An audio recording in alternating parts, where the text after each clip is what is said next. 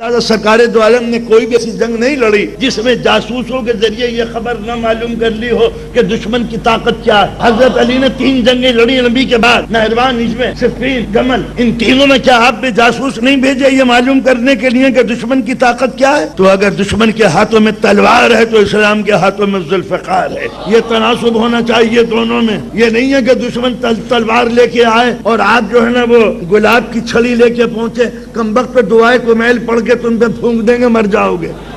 جنگیں دعاؤں سے نہیں جیتی جاتی، یہ منزل عمل ہے، عمل کرو۔ اور جب عمل کرو تو عمل کے اسباب جو ہیں، اگر علی کے سر پہ ضربت لگے گی تو لہو بہے گا، جان جائے گی، یہ اسباب ظاہری۔ امام یہ کہہ دے کہ بحیثیت امام میں مرنے کے لیے تیار نہیں ہوں تو 1000 ابن ملجم 1000 تلوار لے کے آئے، امام کی شہادت نہیں ہو سکتی مگر عمل کی منزل پہ لانے کے لیے کہ اگر مولا بھوکے ہیں تو ذوف ہے، جب ذوف ہے تو جو کی روٹیوں کو توڑنے کے لیے گھٹنے کا سہارا لینا پڑتا ہے۔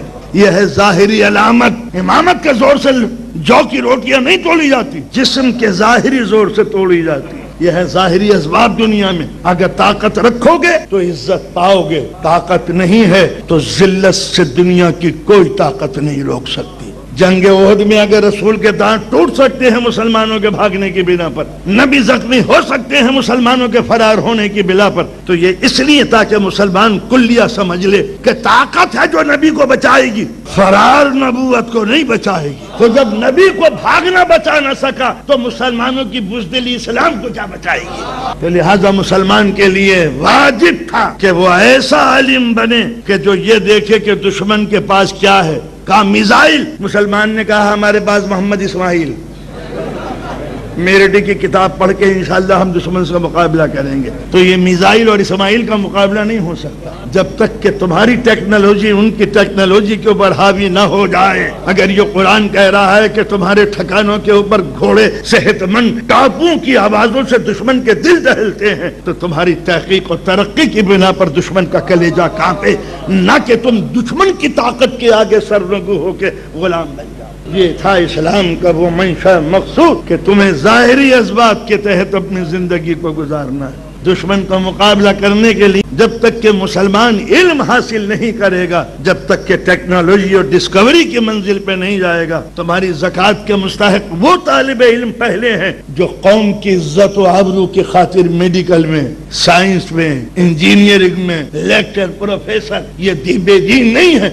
صرف یہ نہیں ہے کہ ان کو نہ پڑھایا جائے، ضرورت ہے اجتہاد کی کہ جب ہم ایک انجینئر قوم کی مدد کر سکتا ہے، ایک لیڈی ڈاکٹر عزت و ناموس کی خاطر ہونی چاہیے یا نہیں؟ چلیے آپ کے یہاں تو ماشاءاللہ میجارٹی ہے کہ جہاں مسلمان اکثریت میں نہیں ہے، کیا ان کے لیے ضروری نہیں ہے کہ اپنے حرم کی ناموس کی خاطر وہ ڈاکٹر پیدا کریں، انجینئر پیدا کریں، سائنٹسٹ پیدا کریں، قوم کے دفاع کے لیے یہ سارے اسامیوں پہ قبضہ ہو، ہر انسٹیٹیوشن میں مسلمان پروفیسر کی حیثیت سے ہو؟ آخر دنیا نے جو ترقی کی ہے وہ کن اسباب کے تحت کی ہے؟ اب آپ نہج البلاغہ کو پڑھ جائیے اور علی کی اس پھٹکار کو آپ محسوس کریں جو کوفے کے نااہل اور سست پسند لوگوں کے لیے آپ نے فرمائی تھی۔ تم یا اشباح الرجال، اے مردوں کی شکل میں عورتوں، میں وہ لفظ نہیں کہوں گا جو اس کے صحیح معنی ہوتے، تم کیا لڑو گے؟ تمہاری سرحدوں پہ دشمن لوٹ مار کرتا ہے اور تم آرام طلب ہو۔ میں تم سے کہتا ہوں اٹھو تو تمہیں اپنے رنگین باغ یاد آ جاتے ہیں، مولا فصل پکنے کے لیے تیار ہے۔ میں کہتا ہوں اٹھو